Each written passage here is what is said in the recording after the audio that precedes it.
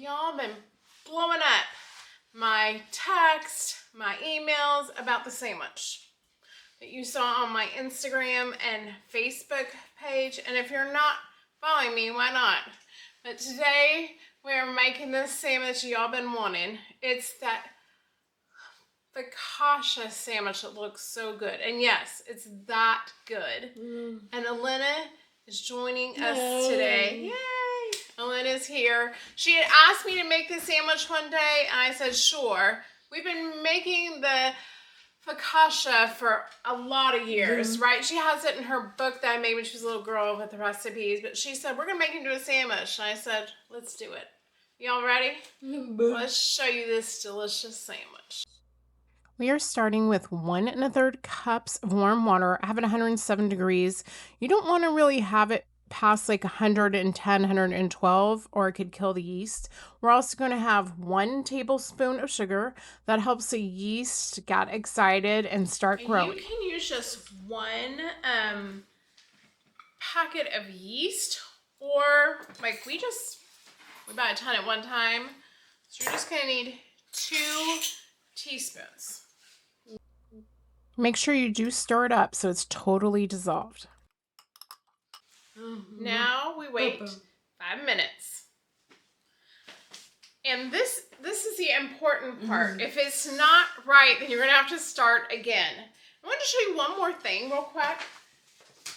If you look at our first YouTube videos from a long time ago, Elena's had it's like beat up recipe book. She had this and it's all in big print for her.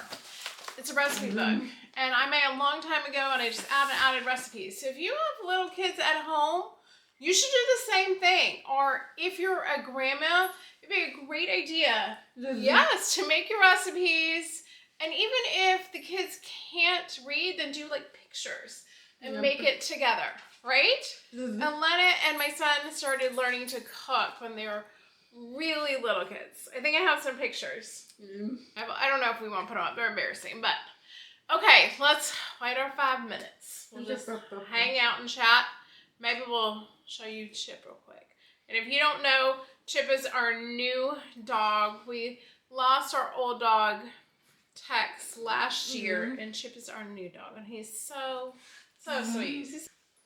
Well, Chip is here. Mr. Chip, look at the camera. Look at the baby. Chip is here. If you're wondering where he is all the time, he's always in our kitchen, hanging out on the floor in his little bed. Our timer just went off, so I think it's ready. Let us show you what it needs to look like, because if it's not bubbly, you're going to need to start again, because if not, your bread is not going to work. Okay, 3.5 cups of flour. What's that? 2 teaspoons of salt. 1/4 cup of olive oil. Now it's time to add the yeast.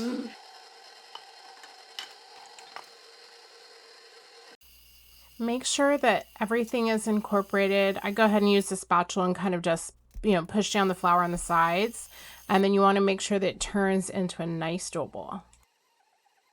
Okay, so now it's lightly sprayed. We're going to go ahead and take our dough out of our mixer, and we're just going to give it a little bit of shape and just a little bit of kneading. You really don't need to do too much. We just are going to put it in the bowl and let it rise, right? For about 1 hour. And we're going to cover it with a towel. We're going to put it in our oven and turn on the light so it gets a little warm. If your kitchen is warm, you not need to do that part. Your dough needs to rise for about 45 minutes to an hour. It needs to double in size until you get to the next part. Okay, Elena is going to be showing us this next part. She's just going to liberally put some oil in there, put in our dough. We are using an 8x8 dish because we want this one nice and thick. If we were making regular focaccia, I would say spread it out in an entire baking sheet pan, but we're not. We want it extra thick. So then we're going to add some salt, and we are also going to be using some fresh rosemary. We actually still have rosemary alive in our garden. We're going to try to do a little gardening series. It's still cold here, so hopefully in a few weeks it'll warm up and so I can start planting some more things. Most of my herbs actually made it through the winter, which is amazing in itself. So if you didn't have rosemary, you could try to do a different herb, but that's kind of like, what is traditional. And I was just showing you a little bit of what's left in my herbs. We're going to have to really clean up my garden. Once it's done, you're going to cover it with a towel and you're going to let it rise one more time for about 20 minutes. Then you're going to turn on your oven to 400 degrees. And it's going to take about 20 minutes. Just keep an eye on it until it turns a nice golden brown color. It really depends on your oven. And this is what it should look like when it's all finished. We use some buffalo mozzarella. You're also going to need, and I picked them up at Costco. You can get wherever you want. I'm a big Costco fan. It's the cheapest place around here. You're also going to need some tomatoes. I used a combination of those, and I also had some heirloom tomatoes from another short I made. So I did those because it makes it obviously more colorful for your sandwich. Then you're going to need some prosciutto. And because I'm doing higher protein, I actually added quite a bit of turkey to mine, and I did less bread on mine. And we are also going to need some arugula. I wanted to show you how easy it should be just to flip your focaccia once it cools a little bit. We washed our arugula, and then we put it in our salad spinner because you want to get all the water out. And even though it says it's pre-washed, we wash again. Okay, and then we're just going to go ahead and add in salt and pepper. If you don't like arugula, we love arugula, but if you didn't, you could use just like a spring mix or a lettuce. But if you don't have arugula, try it. It's so good. It's just like a little spice to it. It's so good on sandwiches. I knew I only had one chance to cut our focaccia and have it cut evenly across and into even pieces. So naturally, I asked my husband if he could do it because I didn't want to be the one to mess it up. So big shout out to my husband who cut up our focaccia for us and make it perfect. Okay, now for the important and fun part, we're going to make our sandwiches. Now, I want to say one thing. Whatever you want on your sandwich for like a salad dressing or whatever you want, you could do, like we have like garlic confit that my husband always makes like a huge batch. Another video if you want to see it. I might just do nothing or the Newman's balsamic vinaigrette because I'm watching my calories. And this is high protein if you didn't know. I'm going to make it mine. I also saw this, y'all, if you wanted to do it. I don't know if you can see it. It's from Trader Joe's. It's one of their new. It's like a balsamic glaze. You only would need a drop of this. Or, I really think it would be amazing with pesto. Everybody in my family is going to make their sandwich different tonight. Or also a Northern Italian, like this one. Have you guys seen it? It's just a dressing. Whatever you want on your sandwich. It's your sandwich. Sorry, it's not signing. My bad. Okay, well, I'll close caption. Okay, let's make our sandwich. Elena wanted to show you how she made her sandwich. She used some olive oil. It was like the garlic confit that we have around the house. My husband makes a ton of it all the time.